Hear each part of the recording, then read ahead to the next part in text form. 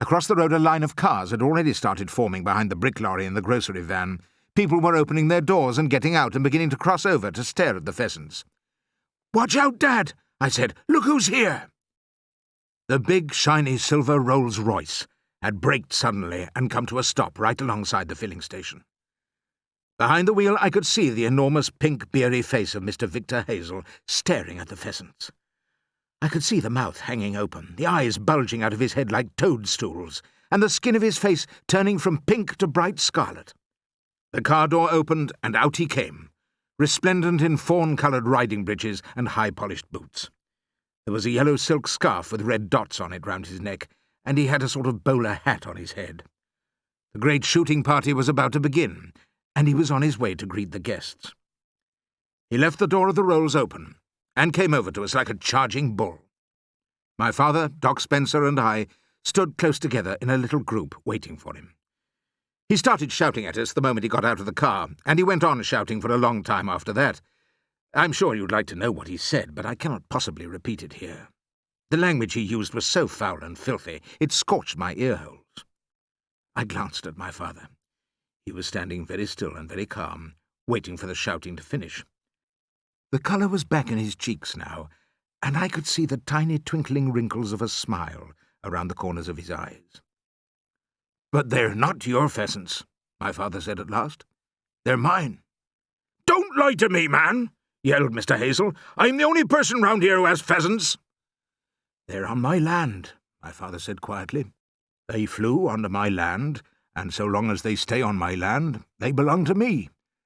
Don't you know the rules, you bloated old blue-faced baboon?" Doc Spencer started to giggle. Mr. Hazel's skin turned from scarlet to purple. Then he glared at the dopey pheasants swarming all over the filling station. "What's the matter with them?" he shouted. "What have you done to them?" At this point, pedalling grandly towards us on his black bicycle, came the arm of the law, in the shape of Sergeant Enoch Samways, resplendent in his blue uniform and shiny silver buttons. We all saw him coming now, and a little hush fell upon the entire company. Sergeant Samways dismounted from his bicycle and threaded his way carefully through the mass of pheasants squatting on the ground.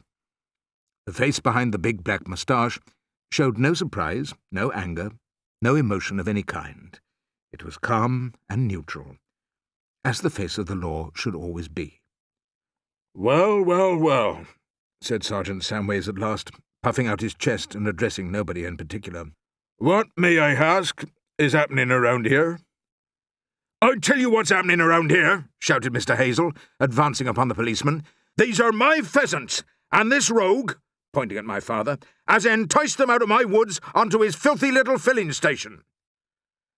"Enticed," said Sergeant Samways, looking first at Mr. Hazel, then at us. "Well, no," said the sergeant, propping his bicycle carefully against one of our pumps. "I ain't never heard of nobody henticing a pheasant across 6 miles of fields and open countryside. How do you think this henticing was performed, Mr. Hazel, if I may ask?" "Don't ask me how he did it, 'cause I don't know," shouted Mr. Hazel. "But he's done it all right. The proof is all round you. All my finest birds are sitting here in this dirty little filling station when they ought to be up in my own wood getting ready for the shoot." The words poured out of Mr. Hazel's mouth like hot lava from an erupting volcano. "Am I correct," said Sergeant Samways, "am I absolutely accurate in thinking that today is the day of your great shooting party, Mr. Hazel?" "That's the whole point," cried Mr. Hazel, stabbing his forefinger into the sergeant's chest as though he were punching a typewriter or an adding machine. "And if I don't get these birds back on my land quick sharp, some very important people are going to be extremely angry this morning. And one of my guests, I'll have you know, Sergeant, is none other than your own boss, the Chief Constable of the county. So you'd better do something about it fast, hadn't you, unless you want to lose those sergeant's stripes of yours." Sergeant Samways did not like people poking their fingers in his chest, and he showed it by twitching his upper lip so violently that his moustache came alive and jumped about like some small bristly animal.